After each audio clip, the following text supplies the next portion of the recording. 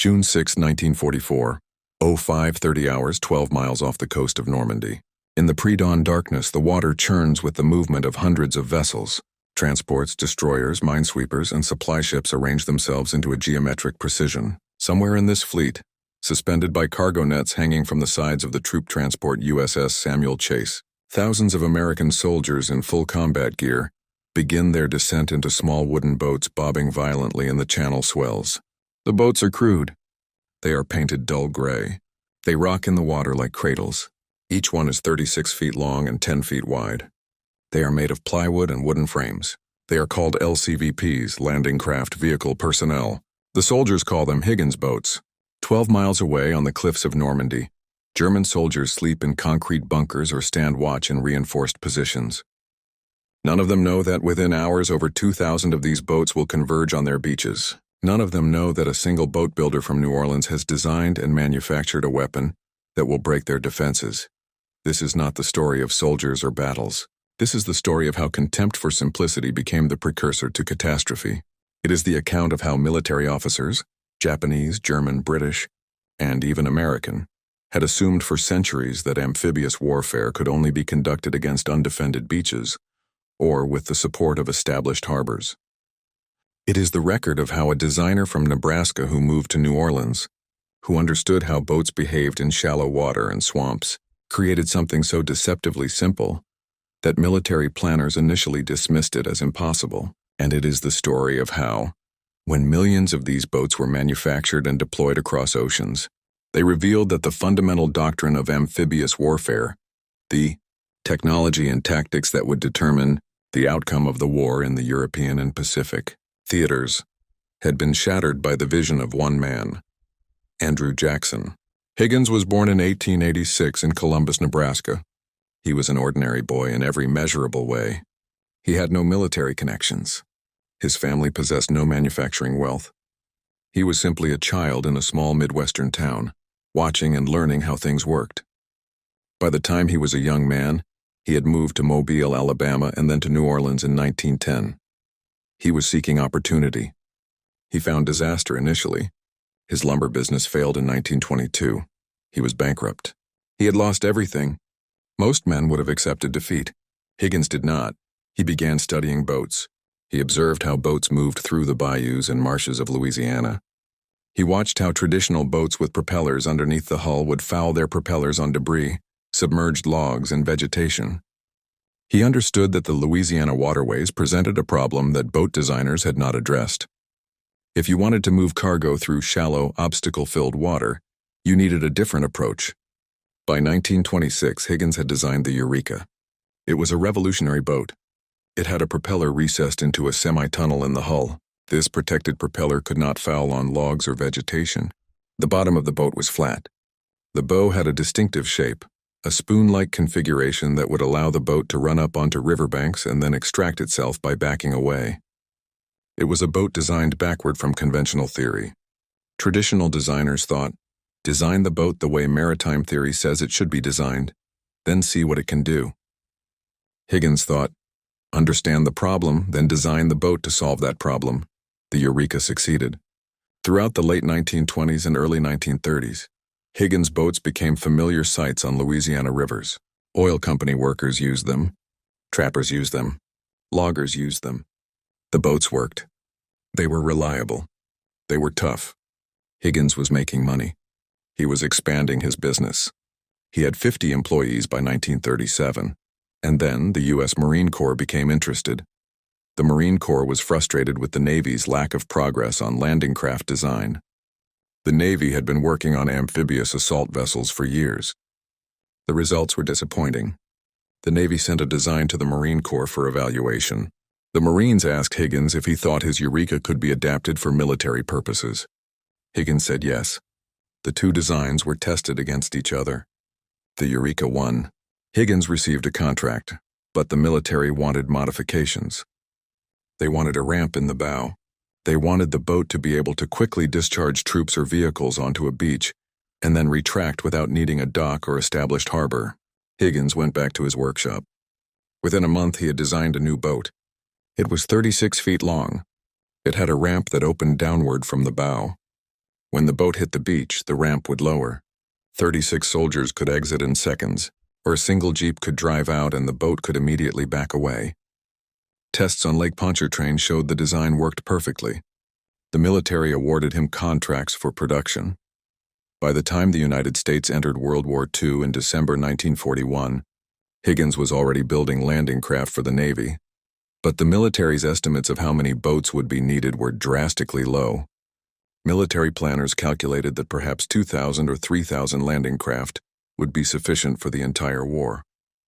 Higgins believed the numbers were wrong. He believed that the strategy of the war, particularly in the Pacific, would require massive amphibious operations. Each operation would require hundreds of boats. Thousands of boats would be needed in total.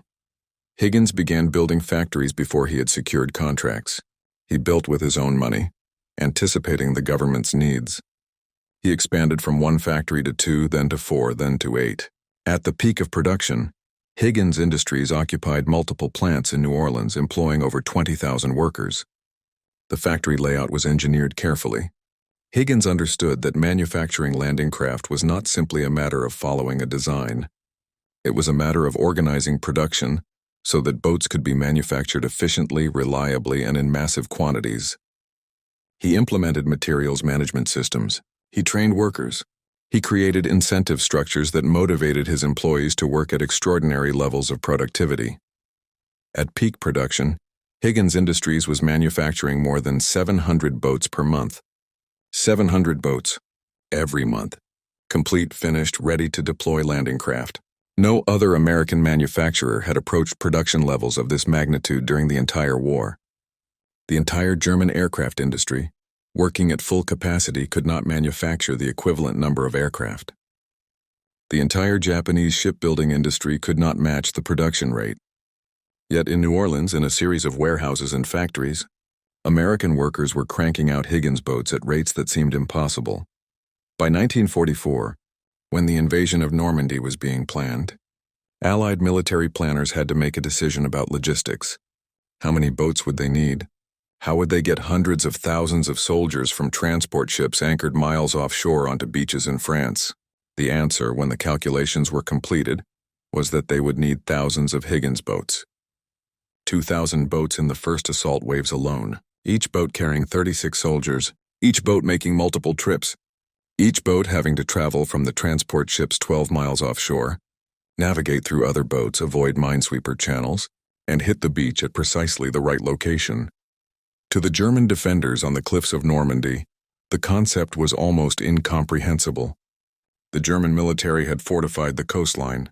Concrete bunkers protected machine gun positions.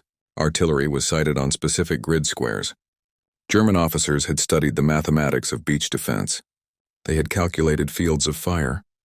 They had reasoned that American soldiers would have to attack across open beaches with no cover. German defense doctrine said that such attacks would fail. The Germans believed that defending a coastline against an amphibious assault was one of the easiest military problems to solve. The attackers would be concentrated. They would be slow. They would be vulnerable. German doctrine was proven. German gunnery was excellent. German positions were strong. The Japanese, meanwhile, had been thinking about amphibious defense for years. The Japanese had conducted amphibious operations themselves in China and Southeast Asia. Japanese officers understood how difficult it was to land troops on a hostile beach. They had decided that the solution was to build defensive positions so formidable that amphibious assault would be impossible. They fortified atolls and islands with concrete bunkers, artillery positions, machine gun emplacements, and coordinated defensive fields. Japanese officers believed that amphibious assault against their positions would be defeated. Time magazine quoted captured Japanese officers after the war saying that they had believed their island fortifications made them virtually impregnable. What neither the Germans nor the Japanese understood was that the fundamental premise of their defensive calculations had changed. They had calculated based on the assumption that American soldiers would arrive on beaches in small boats that were vulnerable to fire in limited quantities at slow speed without the ability to maneuver. Those assumptions had been true in 1942. They remained true in 1943. But by 1944 and 1945, those assumptions were no longer accurate. The problem was Higgins boats. 2,000 of them. 10,000 of them. The production numbers were so large that no military planner had initially believed them possible. Even after the boats were being produced at peak rates, military officials in Washington could not seem to grasp the scale. General Dwight Eisenhower, who would command the Normandy invasion, understood. When Eisenhower met with Andrew Higgins after the war, he reportedly said, "Andrew Higgins is the man who won the war for us. If Higgins had not designed and built those landing crafts, we never could have landed over an open beach.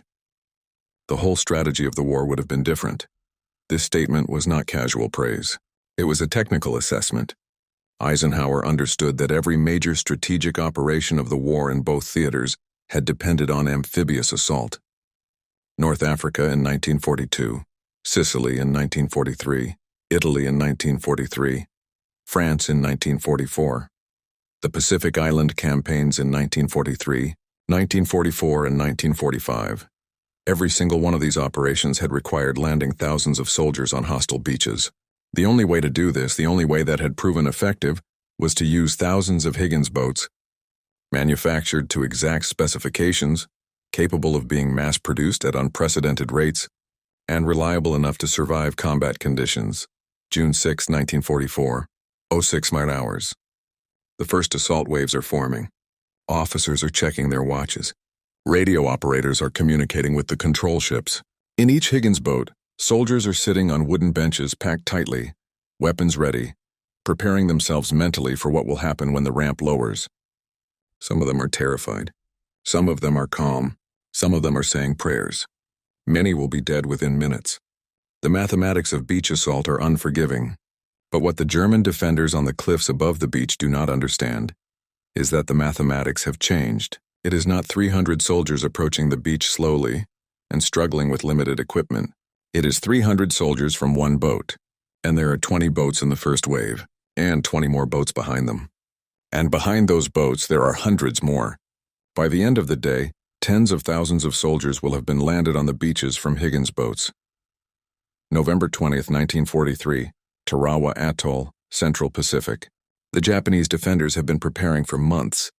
The island of Betio at the corner of Tarawa Atoll has been fortified with concrete bunkers, artillery positions, and machine gun emplacements. The Japanese are confident. They have sighted their artillery on the beaches. They have cleared fields of fire. They believe that American soldiers attacking their position will have to swim through water or navigate a reef in slow-moving boats. Japanese doctrine says that such an attack will be defeated. But the American planners, having learned from experience and from the availability of Higgins boats, have made a different calculation. They have decided to use not just Higgins boats but also amphibious tracked vehicles, LVTs, landing vehicle tracked. These are armored vehicles that can swim through water and then crawl across reefs and onto beaches. They are more heavily protected than Higgins boats.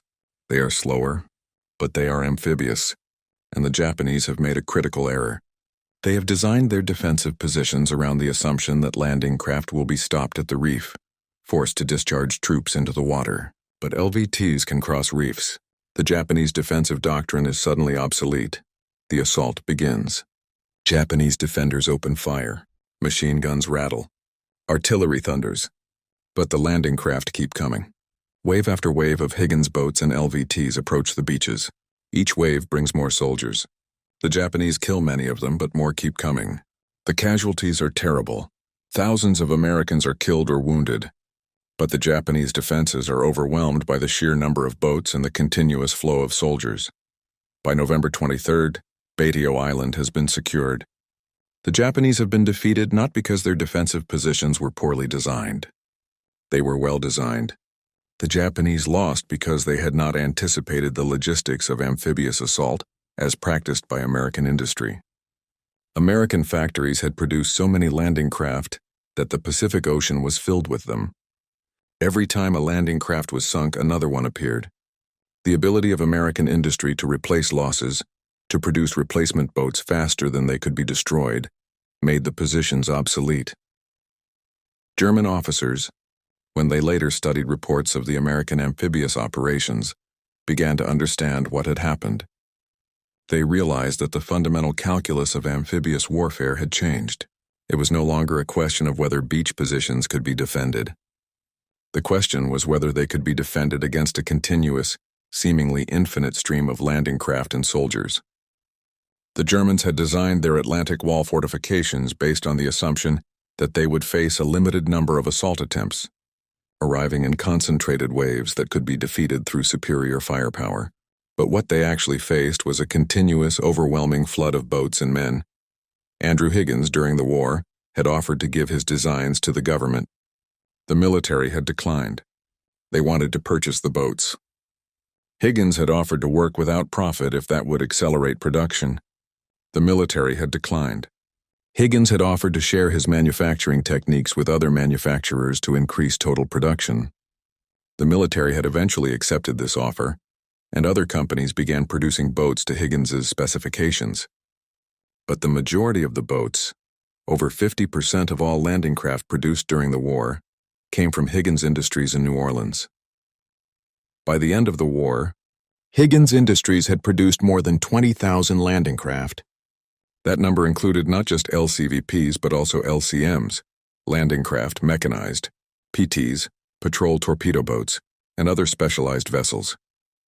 The company had received numerous Army-Navy E awards, the highest recognition that could be given to a manufacturing facility. Higgins had employed over 30,000 workers at peak production. The company had literally transformed the industrial capacity of New Orleans from a lumber trading port to the greatest shipbuilding facility in the world. The Japanese officers who had mocked American landing craft when the war began did not survive long enough to understand what had happened. Most of them were dead by 1945. But the surviving Japanese officers in prisoner of war camps and later recorded their reflections on the American production capacity. One Japanese general in a post-war interview stated, "We knew that America was an industrial power. We did not understand the scale. When we saw 10 boats, we thought this was the maximum. When we saw 100 boats, we thought the Americans had exhausted their capacity. When we saw 1,000 boats, we realized that our understanding of industrial capacity had been fundamentally wrong. By the time we understood what America could produce, we had already been defeated." The story of the Higgins boat is, in many ways, a story about industrial capacity and production philosophy. The German approach to manufacturing emphasized precision and quality. German factories produced vehicles and weapons of exceptional design and engineering, but German factories could not be rapidly scaled up to produce goods in the quantities that modern warfare demanded. German military planning had assumed a short war. The German industrial base was organized for quality production, not mass production. The American approach was different. American factories were organized for mass production. American engineers, following the principles of scientific management and production engineering, had learned how to break complex manufacturing tasks into simple steps that semi-skilled workers could perform repeatedly. American quality control ensured that products met specifications, but the specifications were designed to be achievable at industrial scale rather than demanding perfection. Higgins landing craft were not handcrafted works of art. They were produced on assembly lines. Components were standardized. Workers performed specific tasks repetitively. Quality control systems verified that boats met specifications. The goal was not to produce the perfect boat, but to produce adequate boats in overwhelming quantities. And the strategy worked. American factories produced more boats in a single month than German factories could have produced in an entire year. November 1944, the Pacific. The war has been grinding on for 3 years. American forces have advanced island by island across the Central Pacific. Each island has required amphibious assault. Each assault has used thousands of Higgins boats and amphibious vehicles. The Japanese defenses have become progressively more desperate. They have shifted from attempting to defend beaches to digging in inland and attempting to make the cost of conquest unaffordable in American lives. But the mathematics have not changed. However many soldiers the Japanese kill, more soldiers arrive. However many boats are sunk, more boats appear. The continuous supply of landing craft has become the fundamental advantage of American forces. A Japanese officer commanding a garrison on an island in the Pacific knows that eventually his position will be attacked. He knows that thousands of American soldiers will arrive in landing craft. He knows that his defensive position, no matter how well designed, will eventually be overwhelmed. The psychological weight of this knowledge, that defeat is inevitable, that the only question is when and how many casualties will be inflicted before the inevitable occurs, has become a weapon in itself. German officers, observing reports from the Pacific, began to understand what Eisenhower had realized. The war was not being won by superior tactics or equipment design. It was being won by production capacity. American factories could produce more boats in a month than German factories could produce in a year. American factories could produce more trucks, more ammunition, more weapons of all kinds. The entire industrial balance of the war had tilted toward America, and it was permanent. No amount of tactical brilliance could overcome this. Andrew Higgins did not live to see the full scale of his contribution recognized. He died in 1952, but by that time the strategic transformation he had enabled was complete. Every major Allied success in the amphibious theaters had been dependent on his boats. The invasion of North Africa had been possible because Higgins' boats were available. The invasion of Sicily had been possible. The invasion of Italy had been possible. The invasion of France, the greatest amphibious operation in human history, had been possible. And the entire Pacific Island campaign, which had involved thousands of landings on hostile shores, had been possible. In the years after the war, military theorists and historians began to understand what had happened. The Higgins boat had not been the only factor in Allied victory. Superior military doctrine mattered, leadership mattered, courage of soldiers mattered. But the ability to project military force onto hostile beaches through amphibious assault, an ability that had been limited before the war, constrained during the early years of the war, and then suddenly unlimited when Higgins boats were available in massive numbers, had been decisive. General Eisenhower's statement about Higgins had been repeated so often that it had become almost a cliché. But the underlying truth remained. If Higgins had not designed and built those landing craft, the entire strategy of the war would have been different. Amphibious assault would have remained limited to small-scale operations. The invasion of France would have had to depend on capturing an existing port rather than being able to land over open beaches. The Pacific Island campaign would have proceeded more slowly, with fewer men, fewer supplies, and far greater cost.